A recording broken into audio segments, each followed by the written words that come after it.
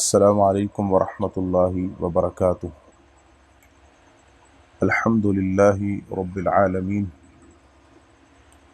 والعاقبۃ للمتقین والصلاة والسلام علی رسولہ الامین وعلی آلہ وصحبہ وسلم تسلیما کثیرا، اما بعد فاعوذ باللہ من الشیطان الرجیم، بسم اللہ الرحمن الرحیم۔ یا ایہا الناس اعبدوا ربکم الذی خلقکم والذین من قبلکم لعلکم تتقون۔ اللہ تعالیٰ کی توفیق سے اور اللہ کے فضل اور احسان سے ہم ایک عظیم دورہ اس کا آغاز کیے ہوئے ہیں، اور ہم اللہ تعالیٰ سے اس کے فضل اور احسان کے واسطے سے خیر کے طالب ہیں کہ اللہ سبحانہ و تعالیٰ ہمیں ائمہ سلف کے کلام کا ادراک اور فہم نصیب فرمائے، اور ان کے عقیدے اور ان کا منہج اور ان کا فہم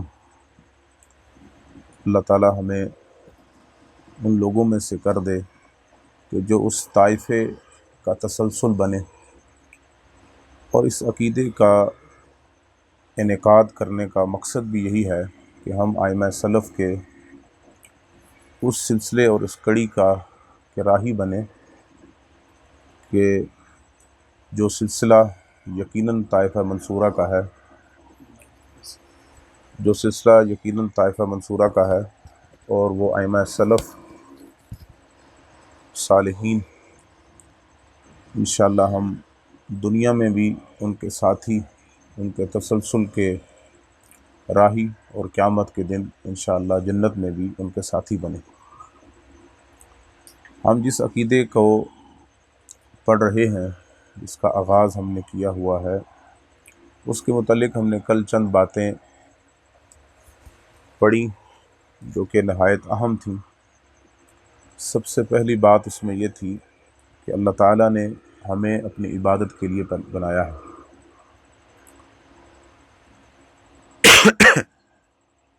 دوسری بات یہ ہے کہ جو اہل حق ہیں، چاہے وہ دنیا کے کسی بھی کونے میں بستے ہوں، اطراف و اکناف میں بستے ہوں، اور وہ کسی بھی رنگ و نسل کے ہوں، زمانہ بھی حتیٰ کہ ان کا مختلف ہو، تب بھی وہ ایک عقیدے پر قائم اور دائم ہیں۔ ان کا قول و فعل ایسے ہی ہے جیسے ابو مظفر السمعانی رحمہ اللہ نے فرمایا کہ جیسے ایک دل سے نکلی ہوئی بات اور ایک زبان سے نکلی ہوئی بات ہے۔ تیسری بات جو ہم نے کل پڑھی وہ ہے کہ ائمہ سلف کا جو کلام ہے وہ انتہائی مختصر مگر جامع ہوتا ہے۔ اس میں انتہائی سلاست اور بڑے بڑے معانی کو سموئے ہوئے پروئے ہوئے ہوتا ہے، گویا کہ سمندر کو کوزے میں بند کر دیا جائے۔ اور یہ جو عقیدہ ہم پڑھنے جا رہے ہیں، اس کی بہترین مثال انشاءاللہ آپ دیکھیں گے تو امام ابن ابی العز الحنفی رحمہ اللہ کی وہ عبارت یاد آتی ہے جو شرح عقیدہ طحاویہ میں انہوں نے ذکر کی کہ طریقۃ السلف اسلم و احکم۔ جو سلف کا طریقہ ہے وہ بھرپور سلامتی والا ہے، اور اس میں بھرپور پختگی بھی ہے۔ بعد والوں کا کلام طوالت سے بھرا ہوا لیکن فائدہ کم، خاص طور پر متکلمین جنہوں نے سلف صالحین اور محدثین کے مقابلے میں ایک طریقہ گھڑا اور اس کے پیروکار بنے، ان کا کلام طوالت سے بھرا ہوا اور مزیق اور انتہائی الجھا ہوا کہ بڑے بڑے لوگ بھی پوری زندگیاں لگا کر بھی اسے سمجھ نہ سکے، بلکہ جنہوں نے یہ طریقہ اپنایا اور اس کے راہی بنے، جب مرنے لگے تو یہ کہنے پر مجبور ہو گئے کہ ہم شام اور دمشق کی ان بوڑھی عورتوں کے عقیدے پر مرتے ہیں جو گھروں میں رہتی ہیں۔ لہٰذا ہمیں اس بات پر اللہ کے فضل سے فخر ہے کہ ہم ائمہ سلف کے عقیدے کے راہی ہیں۔ تو آج کا ہمارا درس چند نکات پر مشتمل ہوگا۔ پہلا نقطہ جن کا عقیدہ ہم پڑھنے جا رہے ہیں ان کا مختصر تعارف، لیکن میری عادت ہے کہ تعارف تو لوگ پڑھ ہی لیں گے اور سمجھ ہی لیں گے، لیکن جو اس امام کی امتیازی خوبیاں ہیں اور ائمہ نے جو ان کے متعلق ایک خاص کلام فرمایا ہے اسے بیان کیا جائے تاکہ بات ابھر کر سامنے آ جائے اور ان امام کی اہمیت اور پھر ان کے عقیدے کی اہمیت بھی واضح ہو سکے۔ ہم جن امام کا عقیدہ پڑھنے جا رہے ہیں وہ کوفہ کے بہت بڑے امام شیخ الاسلام امیر المؤمنین فی الحدیث، امام السنت والحدیث اور بڑے بڑے القاب سے ملقب امام سفیان بن سعید الثوری رحمہ اللہ۔ میں زیادہ اقوال ان کے بارے میں نہیں پڑھوں گا، لیکن چند اقوال وہ بھی صرف ایک کتاب سے، کیونکہ یہ بات بھی طلبۃ العلم کے لیے انتہائی مفید ہوگی کہ جرح و تعدیل کے علم کے لیے 3 کتابیں انتہائی اہمیت اور اصل کی حیثیت رکھتی ہیں۔ ان میں سے پہلی کتاب امام بخاری رحمۃ اللہ علیہ کی التاریخ الکبیر، دوسری کتاب امام ابن ابی حاتم کی الجرح والتعدیل، اور تیسری کتاب امام ابن حبان کی الثقات ہے۔ تو ان 3 بڑی کتابوں میں سے جو امام بخاری کے کلام کو بھی جمع کرنے والی ہے اور مزید اقوال کو جمع کرنے والی امام ابن ابی حاتم رحمہ اللہ کی کتاب الجرح والتعدیل میں امام سفیان بن سعید الثوری رحمہ اللہ کا جو پورا ترجمہ ہے اس کو میں پڑھنے کی ان میں سے بعض اقوال آپ کے سامنے پڑھوں گا، تو آپ انہیں سنیں، اور انشاءاللہ امید ہے کہ امام سفیان ثوری رحمۃ اللہ علیہ کی شخصیت آپ کے سامنے انتہائی نمایاں ثابت ہو جائے گی۔ یاد رکھیں ترجمہ کے 3 معانی ہیں۔ ایک ترجمہ ایک زبان سے کسی دوسری زبان میں منتقل کرنا، ایک زبان کو کسی دوسری زبان میں کلام کو منتقل کرنا، یہ ترجمہ ہے۔ اسی طرح ترجمہ سیرت کو بھی کہتے ہیں، کسی کے حالات زندگی کو لکھنا، اس کو بھی ترجمہ کہتے ہیں عربی زبان میں۔ اور تیسرا ترجمہ کا معنی وہ ہے عنوان، باب، جیسا کہ صحیح بخاری کے بارے میں کہا جاتا ہے فقہ البخاری فی تراجمہ، کہ صحیح بخاری کی اور امام بخاری کی فقاہت وہ ان کے تراجم یعنی ابواب بندی میں ہے۔ تو جو ہم جس ترجمے کی بات کر رہے ہیں یہاں وہ حالات زندگی ہیں، سیرت ہے۔ تو یہ 4تھی جلد الجرح والتعدیل کی، اس میں امام ابن ابی حاتم رحمہ اللہ نے امام سفیان ثوری رحمہ اللہ کا ترجمہ ذکر کیا۔ نام ان کا ہے سفیان بن سعید بن مسروق الثوری، کنیت ان کی ابو عبداللہ ہے، کنیت ان کی ابو عبداللہ ہے۔ اور یہ جو الثوری کا لقب ہے یہ ثور بن عبد مناہ کی طرف نسبت کی وجہ سے ہے۔ بعض تذکرہ نگاروں نے جیسا کہ امام ذہبی رحمہ اللہ نے اپنی کتاب سیر و اعلام النبلاء میں ان کا نسب نامہ نبی کریم صلی اللہ علیہ وسلم کے جد امجد عدنان تک جا ملایا ہے۔ تو اس اعتبار سے سفیان ثوری رحمۃ اللہ علیہ کا نسب نامہ اللہ کے نبی صلی اللہ علیہ وسلم کے جد امجد سے جا ملتا ہے، کہ جو کہ آپ صلی اللہ علیہ وسلم کے واسطوں میں 22واں واسطہ، جہاں تک اتفاق ہے نبی صلی اللہ علیہ وسلم کے نسب نامے میں آگے آدم علیہ السلام تک بھی بعض سیرت نگاروں نے ذکر کیا ہے، لیکن وہ صحیح ثابت نہیں، اس میں شدید اختلاف ہے۔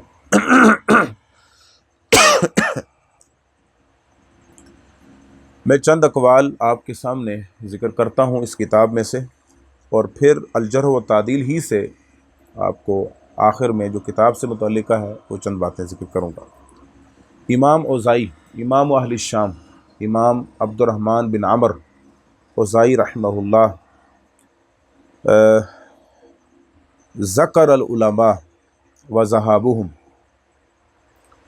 امام اوزائی رحمہ اللہ نے علماء کا ذکر کیا اور ان کے دنیا سے چلے جانے کا ذکر کیا، تو فرماتے ہیں لم یبقی منہم رجل واحد یجتمع علیہ العامہ بالرضا والصحہ، کہا کہ علماء تو چلے گئے، دنیا سے کوچ کر گئے، اب جو ایک واحد شخصیت جس پر ہر عام و خاص کا اعتماد ہے، ان پر رضامندی ہے، اور صحت اور تسلسل اور علم کی پختگی کے اعتبار سے جن پر لوگوں کا اعتماد ہے، وہ ایک ہی شخص ہیں، الا ما کان من رجل واحد بالکوفہ، وہ کوفہ میں بستے ہیں۔ تو عباس الدوری نے فرمایا وہ کوفہ میں بسنے والے سفیان بن سعید الثوری ہیں رحمہ اللہ۔ تو یہ اہمیت ہے امام سفیان ثوری رحمۃ اللہ علیہ کی۔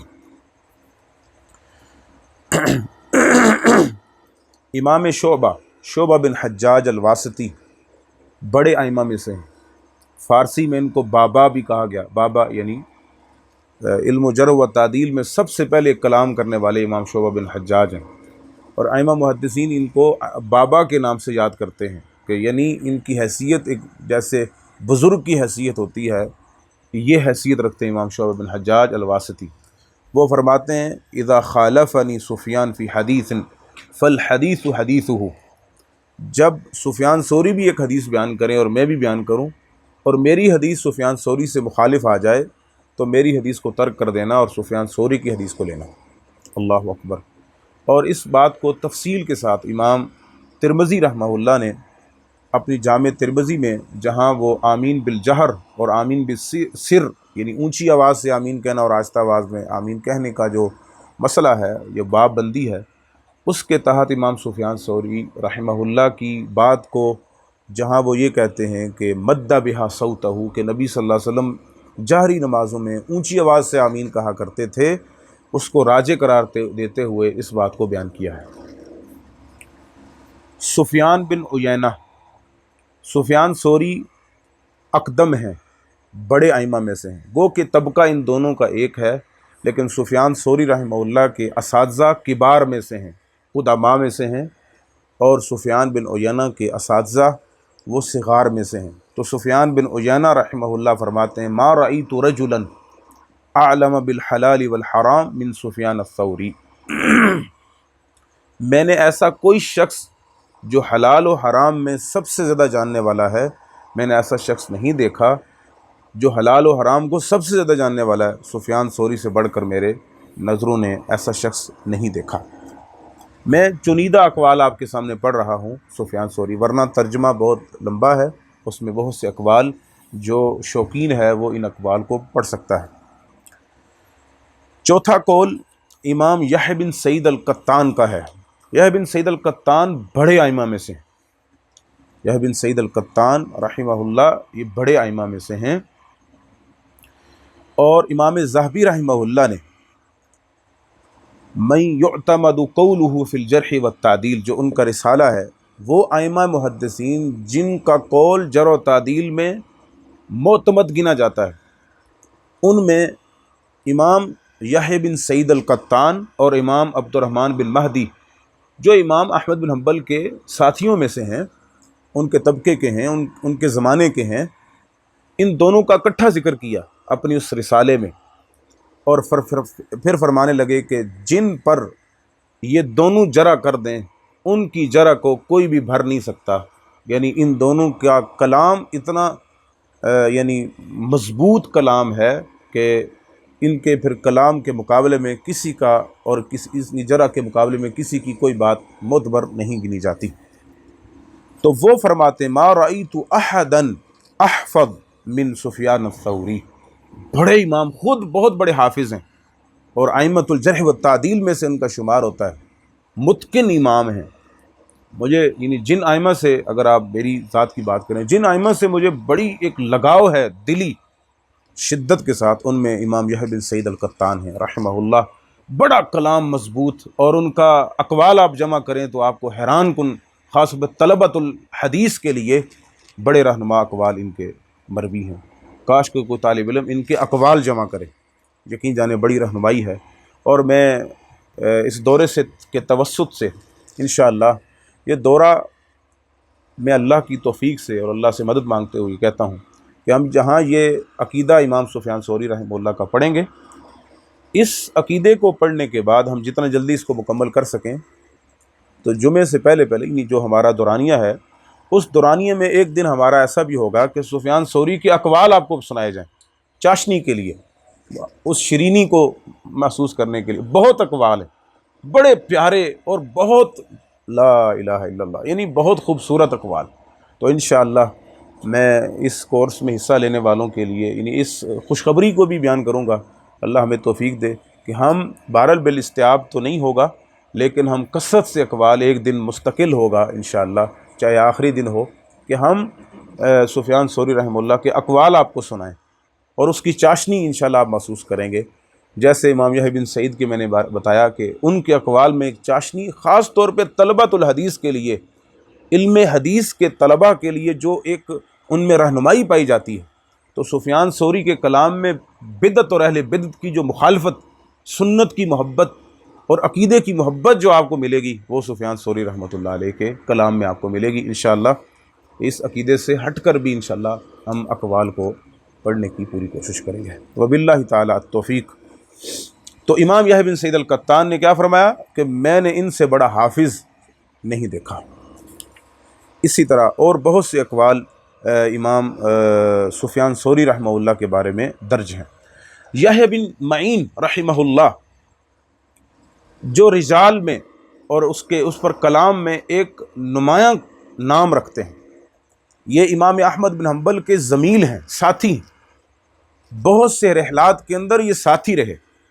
امام احمد بن حنبل جہاں جاتے امام یحییٰ بن معین ساتھ ہوتے، دونوں بغدادی، حتیٰ کہ امام عبدالرزاق الصنعانی رحمہ اللہ کے پاس بھی اکٹھے گئے رحمہ اللہ۔ وہ بہت معروف اور مشہور واقعہ ہے تاریخ دمشق میں، ابھی وقت نہیں۔ تو جن ائمہ کو امیر المؤمنین فی الحدیث کہا گیا، ان میں سے ایک امام سفیان بن سعید الثوری رحمہ اللہ بھی ہیں، اور کہنے والے کون ہیں؟ یحییٰ بن معین رحمہ اللہ، جو کلام علم رجال کے بہت بڑے ائمہ میں سے ان کا شمار ہے۔ فرماتے ہیں سفیان امیر المؤمنین فی الحدیث، اس پر رسالے بھی لکھے گئے، امراء المؤمنین فی الحدیث، اس میں ان تمام محدثین کا ذکر کو جمع کر دیا گیا جن کو کے بارے میں ائمہ نے امیر المؤمنین فی الحدیث کہا ہے، ان میں سے امام بخاری بھی ہیں رحمہ اللہ۔ تو یحییٰ بن معین نے ان کے بارے میں کہا، اور بھی بڑے بڑے ائمہ نے ان کے بارے میں امیر المؤمنین فی الحدیث کا لقب سے ان کو ملقب کیا۔ یہ تو وہ چند اقوال تھے جو سفیان ثوری رحمۃ اللہ علیہ کے شخصیت کو ابھارتے ہیں۔ اب الجرح و تعدیل کتاب کی اہمیت اس اعتبار سے بہت اہم ہے کہ متقدمین اپنی کتابوں میں اکثر اوقات مقدمات نہیں لکھتے، لیکن جو کتابیں جن کے مقدمے لکھے گئے اور اس میں انہوں نے مختلف علوم و فنون اور خاص طور پہ علم حدیث کے متعلق، رجال سے متعلق اقوال کو جمع کیا، ان میں سے الجرح و تعدیل بھی ہے۔ تو امام عبد الرحمن بن ابی حاتم رحمہ اللہ نے الجرح و تعدیل کی پہلی پوری جلد مقدمے کے طور پر لکھی، جس کو تقدمۃ الجرح و تعدیل کے نام سے بھی یاد کیا جاتا ہے۔ اس کتاب کی جو یعنی اس مقدمے کی جو ترتیب ہے، وہ ائمہ جو بڑے بڑے ائمہ گزرے ہیں، سب سے پہلے جس امام کا ذکر کیا وہ امام مالک ہیں، پھر اس طرح کرتے کرتے سفیان ثوری رحمۃ اللہ علیہ کا جب ذکر کیا تو باب ما ذکر من امامت الثوری فی السنت والحدیث، امام سفیان ثوری رحمۃ اللہ علیہ کا سنت اور حدیث میں جو مرتبہ اور مقام ہے، وہ باب قائم کیا اور اس میں نیچے اقوال لے کر آئے۔ میں نے ذکر کیا کہ یہ بن معین نے بھی آپ کو امیر المومنین فی الحدیث کہا، اور امام شعبہ بن حجاج الواسطی رحمہ اللہ نے بھی امیر المومنین فی الحدیث امام سفیان ثوری رحمۃ اللہ علیہ کو کہا۔ ابو اسامہ فرماتے ہیں رحمہ اللہ، کان زائدہ یر الثوری سید المسلمین، سید المسلمین، زائدہ بن قدامہ سفیان ثوری رحمۃ اللہ علیہ کو سید المسلم، مسلمانوں کا سردار کہا کرتے تھے، مسلمانوں کا سردار۔ دو قول ذکر کر کے بات اپنی آگے بڑھاؤں گا، اور وہ دونوں قول عبد الرحمن بن مہدی کے ہیں، جن کا ذکر میں ابھی کر چکا ہوں، یہ بن سعید القطان کے ساتھیوں میں سے۔ امام عبد الرحمن بن مہدی رحمۃ اللہ علیہ فرماتے ہیں، ائمۃ الناس فی زمانہم اربعہ، اپنے زمانے میں، اپنے زمانے میں جو امامت کا درجہ جن کو حاصل تھا اور ان کے مقابلے میں کوئی نہیں تھا، بلا مدافع، وہ چار لوگ ہیں۔ وہ کون کون ہیں؟ سفیان الثوری بالکوفہ، اپنے زمانے میں سفیان ثوری رحمۃ اللہ علیہ کوفے کے امامت کے درجے پر فائز تھے، ان کے مقابلے کا کوئی نہیں تھا۔ وہ مالک بالحجاز، اور حجاز کے علاقے میں مالک بن انس سے بڑا کوئی نہیں تھا۔ والاوزاعی بالشام، اور عبد الرحمن بن عمر الاوزاعی امام اہل الشام، ان کے مقابلے کا کوئی نہیں تھا شام کے علاقے میں۔ وہ حماد بن زید، حماد بن سلمہ، حماد بن زید، یہ ایک ہی زمانے کے، ایک ہی طبقے کے، تو حماد بن زید بصرہ کے بڑے ائمہ میں سے تھے، اور ان کے مقابلے کا کوئی بھی نہیں تھا۔ اور آج کی سفیان ثوری رحمۃ اللہ علیہ کے واسطے سے جو قول اہم ترین ہے وہ یہ ہے کہ امام عبد الرحمن بن مہدی فرماتے ہیں رحمہ اللہ، یہ بڑا پیارا قول ہے، فرماتے ہیں الناس علی وجوہ، لوگ مختلف طرح کے ہوتے ہیں، ان میں علم اور علم و فنون کے اعتبار سے مختلف صلاحیتیں پائی جاتی ہیں، یہ مراد سمجھ لیں آپ۔ فمنہم من ہوا امام فی السنۃ امام فی الحدیث، کچھ لوگ ایسے ہوتے ہیں کہ وہ سنت کے بھی امام ہوتے ہیں اور حدیث کے بھی امام ہوتے ہیں۔ اب یہاں سنت اور حدیث کو الگ الگ جو ذکر کیا، یہ کیا ہے؟ وَمِنْهُمْ مَنْ هُوَ إِمَامٌ فِي الْحَدِيثِ لَيْسَ بِإِمَامٍ فِي السُنَّةِ، اور کچھ ایسے ہوتے ہیں جو حدیث کے امام ہوتے ہیں لیکن سنت میں امام نہیں ہوتے۔ فَأَمَّا مَنْ هُوَ إِمَامٌ فِي السُنَّةِ وَإِمَامٌ فِي الْحَدِيثِ، اور کچھ ایسے ہوتے ہیں جو سنت میں بھی امام ہوتے ہیں اور حدیث میں بھی امام ہوتے ہیں، اور وہ آدمی، وہ لوگ جو سنت میں بھی امام ہیں اور حدیث میں بھی امام ہیں، وہ کون ہیں؟ سفیان ثوری رحمہ اللہ۔ اللہ اکبر۔ بعض منکرین حدیث اور اسی طرح ہمارے ملک میں پائے جانے والے حنفی علماء، حتیٰ کہ مرزائی اور قادیانی بھی، مرزا غلام احمد قادیانی نے اس کا جو نصاب ہے، نصاب احمدیہ کے نام سے جو اس کی کتاب ہے، جس میں نصاب درج ہے احمدیوں کے لیے، مرزائیوں کے لیے، اور اس کا فتاویٰ بھی ہے، اس میں یہ لکھا ہوا ہے کہ سنت اور حدیث میں فرق ہے، سنت اور حدیث میں فرق ہے۔ یہ بہت اہم بات ہے، میں یہاں ذکر کرنے لگا ہوں، چونکہ اس سے دلیل کوئی پکڑ سکتا ہے، لہٰذا وہ پہلے کلیئر ہونا چاہیے۔ ہم نے اپنے اساتذہ سے یہ بات ذکر کیا کہ جب بھی جمعہ پڑھائیں، خطبہ دیں یا درس دیں، تو جہاں سے کوئی اہل بدعت اپنی دلیل لے سکے تو ساتھ ہی اس کو وضاحت کی جائے، تاکہ آپ کے کلام سے کوئی بدعتی اس سے حجت نہ پکڑ سکے۔ ہاں جی، یہ ہمیشہ کے لیے آپ یاد رکھیں۔ تو یہ میں نے جو ذکر کیا، احناف نے بھی، حتیٰ کہ ہمارے دیوبندی علماء بھی، اور پھر مرزائیوں نے اپنی کتابوں میں، اور منکرین حدیث تو اس بات کو کھل کے بیان کرتے ہیں کہ سنت اور حدیث میں فرق ہے۔ کیا فرق ہے؟ سنت الطریقۃ المسلوکہ، جو رائج طریقہ ہے وہ سنت ہے۔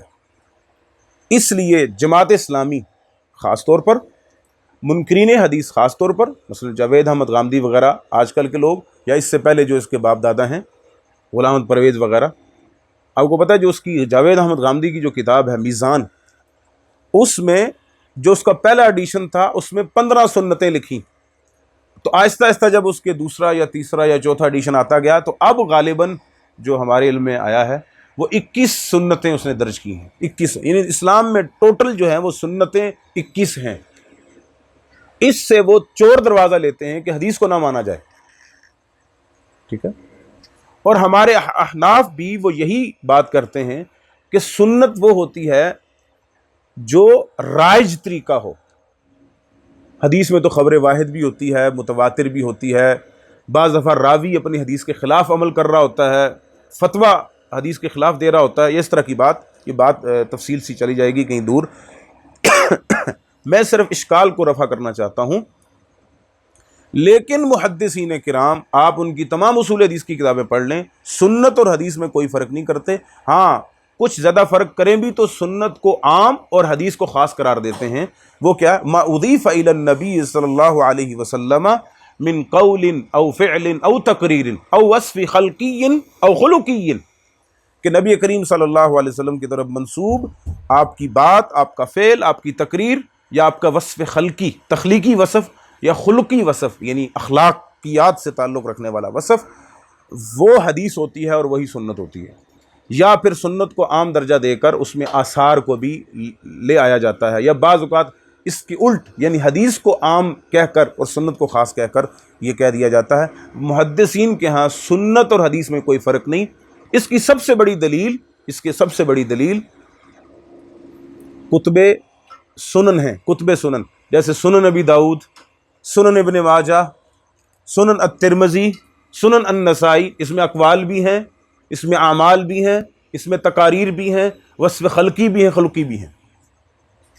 تو سنت بمعنی حدیث ہے اور حدیث بمعنی سنت ہے۔ اس بات کو کلیئر کر لیں آپ اور خوب سمجھ لیں۔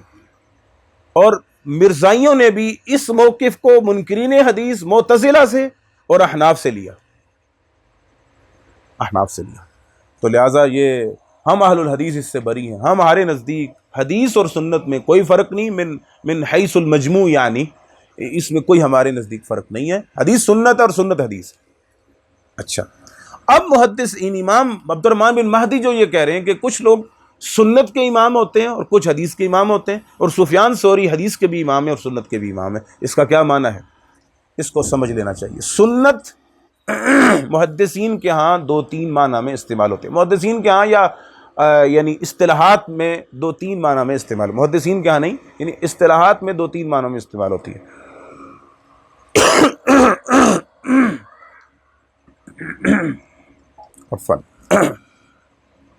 سنت جو ہے وہ الطریقۃ المسلوکہ، ویسے لغوی معنی اس کا یہ ہے، اور حدیث اور سنت ایک ہم معنی میں استعمال ہونا، ایک معنی یہ ہے جیسا کہ میں نے ابھی بتایا، ایک سنت کی یہ اصطلاح ہے، سنت کی یہ ایک اصطلاح ہے۔ اور دوسری اصطلاح بدعت کے مقابلے میں سنت، بدعت کے مقابلے میں سنت، اہل البدع اہل السنہ، سنت کے راہی اور بدعت کے راہی۔ اور اسی معنوں میں عقیدے کے معنی میں بھی استعمال ہوتی ہے، عقیدہ، منہج، توحید، اس معنی میں سنت لفظ، یعنی یہ بھی طریقہ مسلوکہ اس معنوں میں کہ وہ منہاج، وہ عقیدہ جس پر سلف صالحین سے لے کر ایک راستہ چلا آ رہا ہے، اس کو بھی سنت اس معنوں میں استعمال ہوتی ہے۔ اور وہ بدعت کے مقابلے میں، شرک کے مقابلے میں اور گمراہوں کے مقابلے میں اہل السنہ کا استعمال اور رائج ہے۔ اور اس پر کتابیں لکھی گئی، ائمہ عقیدہ کی کتابیں السنہ کے نام سے یعنی موجود ہیں، جیسے السنہ عبداللہ بن احمد کی رحمہ اللہ، السنہ ابن ابی عاصم کی، السنہ یا اصول السنہ ابن زمانین کی، شرح السنہ امام مزنی کی، السنہ ابو بکر الخلال کی۔ تو ان ائمہ نے السنہ کا جو لفظ ہے وہ کس معنوں میں استعمال کیا؟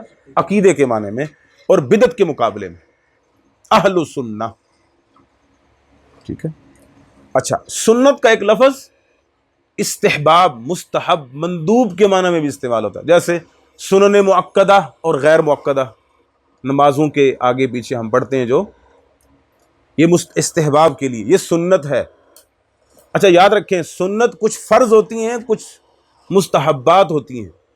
بعض لوگ کہتے ہیں داڑھی خیر ہے جی، یہ سنت ہی ہے نا، تو یہ سنت مستحب کے معنی میں نہیں ہے، یہ فرض سنت ہے۔ واعف اللحى، داڑھی کو معاف کرو، خیر یہ ایک تو سنت کے مختلف اطلاقات ہیں۔ یہاں جو عبد الرحمن بن مہدی رحمۃ اللہ علیہ نے سفیان ثوری رحمہ اللہ کو امام فی السنتی و امام فی الحدیث کہا، تو یہ امام سفیان ثوری رحمۃ اللہ علیہ کا بڑا مقام اور مرتبہ ہے کہ وہ عقیدے کے بھی امام ہیں اور حدیث کے بھی امام ہیں۔ اللہ اکبر۔ یہی وجہ ہے کہ کتاب الجامع کے مصنف ہیں، حدیث کی پوری کتاب لکھی کتاب الجامع، جو کہ مفقود ہے، لیکن مفقود ہو بھی آپ حدیث کی کوئی کتاب امام سفیان ثوری رحمۃ اللہ علیہ کی حدیث کی روایت سے خالی نظر نہیں آئے گی آپ کو، بخاری سے لے کر جتنی کتابیں ہیں، جیسے زہری نظر آئیں گے آپ کو، ابن عیینہ نظر آئیں گے آپ کو، اور صحابہ میں ابو ہریرہ نظر آئیں گے، احادیث میں امام سفیان بن سعید الثوری رحمۃ اللہ علیہ نظر آئیں گے۔ تو حدیث میں بھی امام ہے، سنت کے بھی امام ہے، سنت عقیدے کے امام ہے۔ اللہ اکبر۔ تو آج کا ہم یہ درس یعنی امام سفیان ثوری رحمۃ اللہ کا جو تذکرہ ہے وہ یہاں روکتے ہیں۔ ہمارا جو عقیدہ ہے جو ہم پڑھیں گے، یہ اصل میں ایک سوال کا جواب ہے، ایک سوال کا جواب ہے۔ اللہ اکبر۔ وہ سوال کرنے والے کون تھے؟ یہ بھی بہت اہم بات ہے نا۔ وہ سوال کرنے والے کون تھے؟ جیسا کہ اشتہار پر بھی وہ درج ہے، وہ سوال کرنے والے بھی بڑے ائمہ میں سے ہیں، صحیح بخاری، سنن نبی داؤد اور سنن نسائی کے روات میں سے بھی ہیں۔ میں ان کا تذکرہ ویسے بہت سی کتابوں میں ہے، لیکن میں امام ذہبی رحمہ اللہ کی سیر سے بالکل مختصر سا ان کا تذکرہ کیے دیتا ہوں۔ شعیب بن حرب ابو صالح المدائنی، ابو صالح المدائنی، جیسے ان کی کنیت ابو صالح تھی، اللہ تعالیٰ نے ان کو نیک اور پارسا اور ورع اور تقوی کا امام بنایا تھا، بڑے نیک اور قدوہ۔ امام ذہبی فرماتے ہیں الامام القدوہ العابد شیخ الاسلام، آپ لقب دیکھیں، ابو صالح المدائنی المجاور بمکہ من ابناء الخراسانیہ، تھے خراسان کے، پھر مدائن چلے گئے، لیکن مدائن بھی دل نہ لگا، اور پھر یہ آخر کار مکہ آ گئے، اور مکہ ہی میں یہ رہے، اور حتیٰ کہ وہیں فوت ہو گئے۔ اس لیے ان کے لقب کے ساتھ المجاور بمکہ لکھا جاتا ہے۔ ان کی فضیلت کے لیے یہی کافی ہے کہ امام احمد بن حنبل اور امام ابو خیثمہ، مشہور ائمہ میں سے، امام جرح و تعدیل، باقاعدہ ان سے علم حاصل کرنے کے لیے گئے تھے۔ امام احمد بن حنبل ان کے شاگرد ہیں، امام احمد بن حنبل اور ابو خیثمہ باقاعدہ ان کے شاگرد ہیں۔ زہیر بن حرب جن کی کتاب العلم بھی ہے، ابن ابی خیثمہ کے والد، تو باقاعدہ ان سے پڑھنے کے لیے گئے تھے۔ اللہ اکبر۔ اتنا بڑا امام، بس یہی کافی ہے، میں صرف زیادہ تفصیلی میں نہیں جانا۔ اتنے بڑے امام جب سفیان ثوری رحمۃ اللہ علیہ سے سوال کر رہے ہیں تو آپ انداز دیکھیں۔ میں پہلے وہ انداز ذکر کروں گا، پھر میں اس عقیدے کے متعلق بھی تھوڑی سی تفصیلات میں بیان کرنا ضروری سمجھتا ہوں۔ تو کہتے ہیں کہ سمعت شعیب بن حرب، اس کے راوی علی بن حرب الطائی الموصلی، وہ فرماتے ہیں میں نے شعیب بن حرب سے سنا رحمہ اللہ، ابو صالح المدائنی سے، قلت لی ابی عبداللہ سفیان بن سعید بن منذر الثوری، امام سفیان ثوری سے سوال کیا، حدثنی بحدیث من السنہ، مجھے عقیدے کے باب میں، سنہ سے مراد یہاں کیا ہے؟ عقیدے کے باب میں ایک ایسی بات بتائیں، ینفعنی اللہ تعالی بہ۔ تمام احباب، ہم نے گروپ میں وہ عقیدہ بھیجا ہے، اس کی PDF کھول لیں تو انشاءاللہ پڑھنے میں آسانی ہوگی۔ اس کے جو پہلا ہی یعنی ابتدائیہ ہے وہ میں پڑھ رہا ہوں۔ مجھے ایسی عقیدے میں سے ایسی بات فرمائیے، ایسی بات کی طرف رہنمائی کیجئے کہ اللہ تعالیٰ مجھے اس سے فائدہ دے۔ فَإِذَا وَقَفْتُ بَيْنَ يَدَيِ اللَّهِ وَسَأَلَنِي عَنْهُ، جب میں کھڑا ہوں اپنے رب کے سامنے اللہ اکبر. اللہ نے سب نے اللہ کے حضور کھڑے ہونا ہے نا. وَلِمَنْ خَافَ مَقَامَ رَبِّهِ جَنَّتَانِ وَلِمَنْ وَأَمَّا مَنْ خَافَ مَقَامَ رَبِّهِ وَنَهَى النَّفْسَ عَنِ الْهَوَىٰ فَإِنَّ الْجَنَّةَ هِيَ الْمَأْوَىٰ. جو اپنے رب کے حضور کھڑے ہونے سے ڈر گیا. اور سورہ رحمان میں وَلِمَنْ خَافَ مَقَامَ رَبِّهِ جَنَّتَانِ، جو اپنے رب کے حضور کھڑے ہونے سے ڈر گیا اس کے لیے 2 جنتیں ہیں، 2 باغات.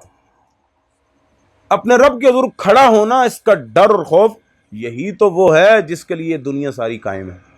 یہی تو ہے جس کے لیے ساری تگ و دو ہے.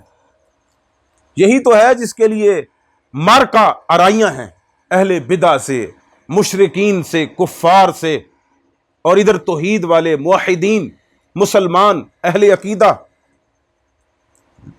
سینہ سپر ہوئے کھڑے ہیں. کس کے لیے؟ ایک دن اللہ کے حضور پیش آنا ہے، اور اللہ نے ہمارے ذریعے سے اس دنیا میں کلمہ اعلاء کلمت اللہ کرنا ہے. ہم نے عقیدے کو عام کرنا ہے، ہم اس پر راہی ہیں. یہی تو مارکا آرائیاں ہیں. کس کے لیے؟ کہ اس دن ایک دن اللہ کے حضور پیش. جب میں اپنے رب کے حضور کھڑا ہوں اور مجھ سے اللہ پوچھے فقال علی من این اخذت ھذا، تو جب میں عقیدہ سنا بیٹھوں نا، تو مجھ سے جب اللہ پوچھے کہ کہاں سے لیا ہے، اللہ اکبر، قسم اللہ کی، جب یہ لفظ انسان پڑھتا ہے انسان کے رونگٹے کھڑے ہو جاتے ہیں. ابو صالح المدائنی، الامام القدوہ، العابد، الزاہد، الصالح، روان الامام احمد، روى الامام احمد عنہ، امام احمد بن حنبل رحمہ اللہ ان سے روایت کرنے والے، خاص علم حاصل کرنے والے، ان کے پاس جا کر کیا کہہ رہے ہیں؟ جب مجھ سے پوچھا جائے کہ کہاں سے یہ لیا ہے، قلت یا ربی حدثنی بہ سفیان الثوری. اللہ، عقیدے کی اہمیت پتہ لگی آپ؟ جو ہم نے یہ چنا ہے عقیدہ، یہ کلام، یہ چھوٹی بات نہیں. میں تو کہہ دوں گا یا اللہ مجھے سفیان ثوری نے بتایا تھا. اللہ اکبر، مجھے سفیان ثوری نے بتایا تھا. اور آگے کیا لفظ ہیں؟ فَأَخَذْتُهُ عَنْهُ، میں نے یہ عقیدہ ان سے لیا ہے. فَأَنْجُ أَنَا وَتُؤْخَذُ أَنْتَ، میں نجات پا جاؤں اور اگر کچھ ہو بھی نہ اور مواخذہ ہو بھی تو آپ کا ہو، میری جان چھوٹ جائے. اللہ اکبر، اللہ اکبر، اللہ اکبر. وہ آپ اندازہ لگائیں سفیان ثوری نے کتنی ذمہ داری اور اپنے رب کے حضور کھڑے ہونے اور مواخذہ ہونے کو سامنے رکھ کر یہ عقیدہ لکھوایا. اس کی اہمیت آپ کے سامنے. اللہ. فقال علی سفیان یا شعیب ھذا توکید وای توکید اکتب، اب لکھ، یہ تو نے تاکید ہی اتنی اس قدر کر دی، لکھتا چلا جا. تو خیر میں انشاءاللہ آگے وہ پڑھتا ہوں. میں اس عقیدے سے متعلق تھوڑی سی معلوماتی باتیں وہ میں ضروری سمجھتا ہوں کہ وہ کر دوں. یہ عقیدہ بڑے بڑے ائمہ نے اس کو نقل کیا ہے جو ہم انشاءاللہ پڑھیں گے. بڑے بڑے ائمہ نے اس کو نقل کیا ہے. سب سے پہلے اس کو نقل کرنے والے یہ ابو طاہر المخلص، جن کا نام محمد بن عبد الرحمن ابن العباس، محمد بن عبد الرحمن ابن العباس الذہبی، یہ 200 بلکہ عفواً 393 ہجری کے ائمہ میں سے ہیں. یعنی گویا کہ 4تھی صدی ہجری کے یہ امام ہیں، 4تھی صدی ہجری کے یہ ائمہ میں سے ہیں. ان کی کتاب ہے المخلصیات، ان کے نام ہی کی طرف منسوب ہے. مختلف املاعات ہیں. املاعات سمجھتے ہیں؟ یعنی لکھوائے گئے شاگردوں کو.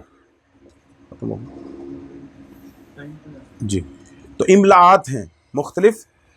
میں انشاءاللہ اختصار کے ساتھ بات مکمل کرتا ہوں. اس کی املاعات ہیں اور یہ پہلے بھی چھپی تھی لیکن بعد میں یہ 4 جلدوں میں اکٹھا اس کو شائع کیا گیا. اس کی 4تھی جلد میں صفحہ نمبر 80 پر جو آپ کو شیئر بھی کیا گیا وہ اسی کتاب سے شیئر کیا گیا، اور یہ صحیح ترین سند کے ساتھ، جس کو امام ذہبی رحمۃ اللہ علیہ نے اپنی کتاب تذکرۃ الحفاظ میں نقل کرنے کے بعد فرمایا ھذا ثابت عن سفیان وشیخ المخلص ثقۃ، یہ سفیان ثوری رحمۃ اللہ سے ثابت ہے، اور جو مخلص ہیں ابو طاہر المخلص، ان کے جو شیخ ہیں وہ ثقہ ہیں. اسی طرح یہ کتاب، یہ جو عقیدہ ہے ابو طاہر السلفی، نہیں ہاں جی، ابو طاہر السلفی، ابو طاہر السلفی رحمہ اللہ جو بڑے ائمہ میں سے ہیں، ان کی کتاب التیوریات ہے. اس کی 2ری جلد میں بھی یہ عقیدہ درج ہے. لیکن اس کا سیاق کچھ مختلف ہے، لہٰذا ہم نے وہ چناؤ نہیں کیا، چناؤ ہم نے المخلصیات کو کیا، کیونکہ اس کی سند جو ہے وہ صحیح ہے، امام ذہبی رحمۃ اللہ علیہ نے اس کی سند کو صحیح قرار دیا ہے۔ اسی طرح یہ عقیدہ امام ہبۃ اللہ الطبری، ابو القاسم ہبۃ اللہ الطبری اللالکائی رحمہ اللہ، جو عقیدے کی مشہور ترین کتاب شرح اصول اعتقاد اہل سنت والجماعہ، اس کے پہلی جلد ہی کے اندر اس عقیدے کو ذکر کیا گیا ہے۔ امام لالکائی رحمہ اللہ نے امام ابو طاہر المخلص ہی کے واسطے سے انہی سند سے اس عقیدے کو اپنی کتاب میں درج کیا ہے۔ تو اسی طرح یہ جو عقیدہ ہے امام ذہبی رحمہ اللہ نے اپنی کتاب العلو للعلی الغفار میں بھی ذکر کیا۔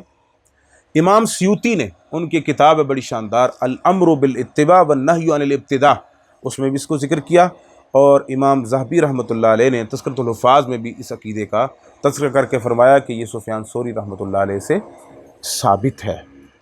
تو اس عقیدے کی اہمیت اس اعتبار سے بھی ہے کہ آخری بات کر کے آج کے درس کی یہ مکمل کروں گا، وہ اس لیے کہ امام سفیان ثوری رحمۃ اللہ علیہ یہ کوفہ کے بڑے امام ہیں، کوفہ کے بڑے امام ہیں، کوفہ کے بڑے، اور کوفہ کے بارے میں یہ واضح ہے کہ وہاں بد عقیدگی اور گمراہی عام تھی، خاص طور پہ عقیدہ ارجاء، یہ انشاءاللہ تفصیل سے بات، مرجئہ انتہائی زیادہ تھے، خاص طور پہ قرآن کو مخلوق کہنے والے اور عمل کو ایمان کا حصہ نہ سمجھنے والے، اور اس کے علاوہ اور یعنی تصدیق کو صرف ایمان قرار دینے والے یا شہادت کو اس کے ساتھ ملانے والے عام، اور اس کے علاوہ بھی بہت سے روافظ اور اس طرح کے جو بدعات عام ہوئیں، اس کا گڑھ تھا کوفہ۔ اس عقیدے کی اہمیت اس لحاظ سے بھی بہت اہم ہے کہ سفیان ثوری رحمۃ اللہ علیہ کوفہ میں رہنے کے باوجود صحیح عقیدے کے حامل اور ان تمام گمراہیوں کے مقابلے میں ڈٹ کر سینہ سپر ہو کر کھڑے ہو کر صحیح عقیدہ پیش کرنے والے، جو ائمہ سلف کے عین موافقت رکھنے والا، جو دوسرے علاقوں میں بسنے والے تھے اہل سنت، الحمدللہ اس سے ثابت ہوا کہ جو سنی ہے، جو اہل سنہ ہے، اہل الحدیث ہے، وہ بدعت کے گڑھ میں بھی بستا ہو نا، وہ عقیدے میں انہی عقائد کا حامل ہوگا جو ان علاقوں میں بسنے والے ہیں جو اہل سنت کے علاقے گنے جاتے ہیں۔ تو اس عقیدے کی اس لحاظ سے بھی بہت اہمیت ہے، اس کلام، اس متن کی اہمیت اس لحاظ سے بھی ہے کہ یہ کوفہ کے امام لکھنے والے ہیں، اور کوفہ کے بھی وہ امام جو اہل الحدیث ہیں، اہل سنہ ہیں، اہل الاثر ہیں، اہل سنہ کے بڑے ائمہ میں سے ہیں، والحمدللہ علی ذالک۔ اور اس عقیدے کی اس لحاظ سے بھی بڑی اہمیت ہے کہ اس کے لکھنے والے امام فی السنۃ و امام فی الحدیث ہیں، امیر المومنین فی الحدیث ہیں۔ اللہ تعالی ہمیں اس کی تمام خیر نصیب فرمائے۔ وآخر دعوانا الحمدللہ رب العالمین۔